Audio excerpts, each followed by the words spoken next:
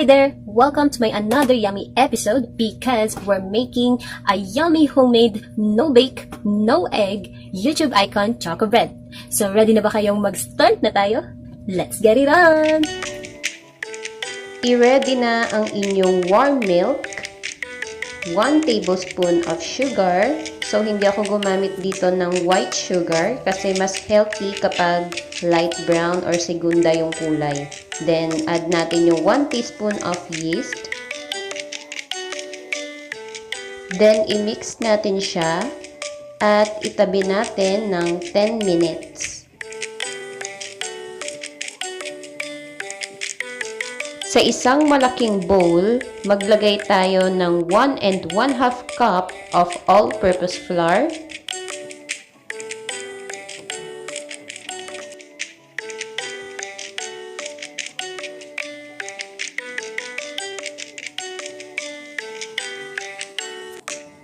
one pinch of salt, then ibuhos nyo ang 1 teaspoon of oil. Next, ang 1 tablespoon of baking powder. At haluin natin ng maigi para magpantay yung lasa ng ingredients. Then, next natin, ibuhos na natin yung ginawa nating milk yeast mixture kanina.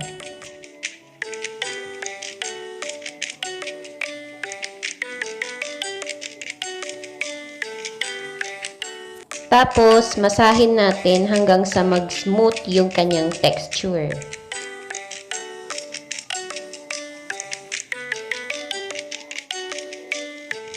Kung hindi ka pa nakaka-subscribe sa channel ko, please support me by clicking the subscribe button and the notification bell para lagi kang updated sa mga bago kong videos.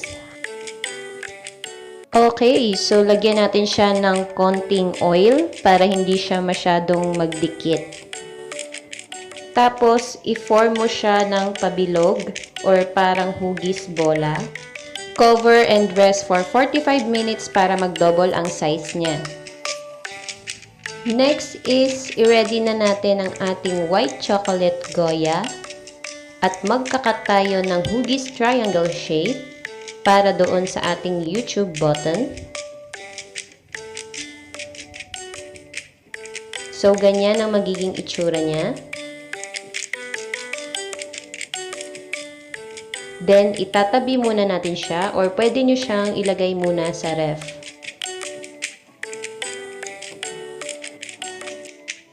Para naman sa ating glaze, maglagay tayo ng 2 tablespoon of hot water doon sa natira nating white chocolate.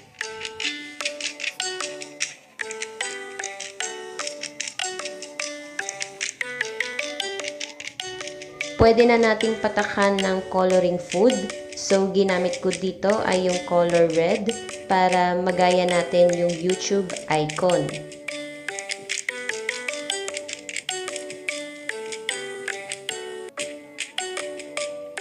Para lumapot ang ating glaze, lagyan natin ng powdered milk. So, depende sa inyo kung gaano kalapot ang gusto ninyo. Ako kasi, ginawa ko, nilagyan ko lang ng 3 tablespoon of powdered milk.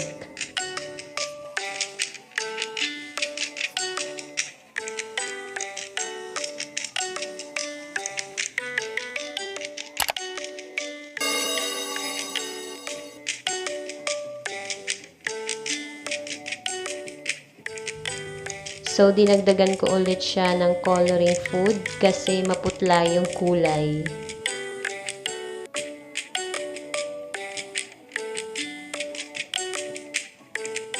Ayan yung texture na gusto ko. Ganyan kalapot at ganyan din yung kulay.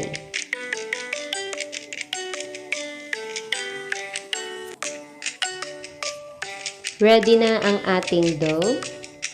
So, ayan, nag-double na yung size niya. Then, mag-ready tayo ng Goya dark chocolate.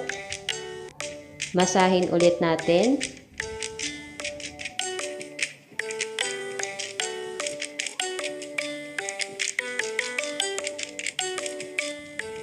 Then, ipalaman na natin yung ating dark chocolate bar.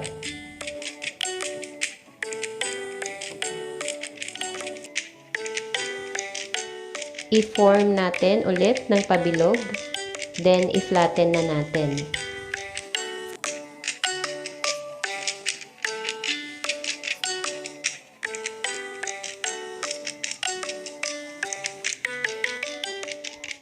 Sa frying pan with oil, i-fry natin ang dough hanggang sa maging golden brown.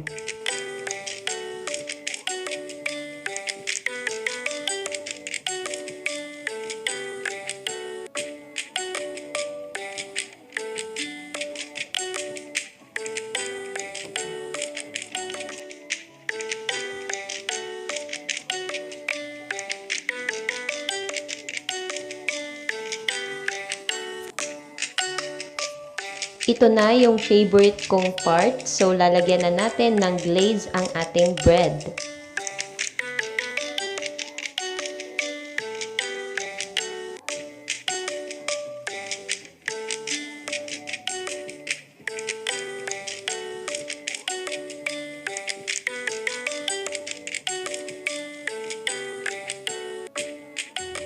At last, ang ating white chocolate button.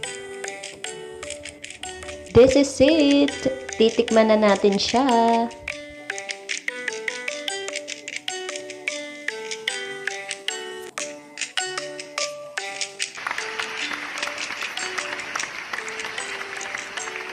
I hope nagustuhan nyo ang video ko today. So, please like, share, and subscribe sa aking YouTube channel. Shoutout nga pala kina Kurt Russell Liagas and sa aking tamtam na si Lon Santos. Thanks for watching.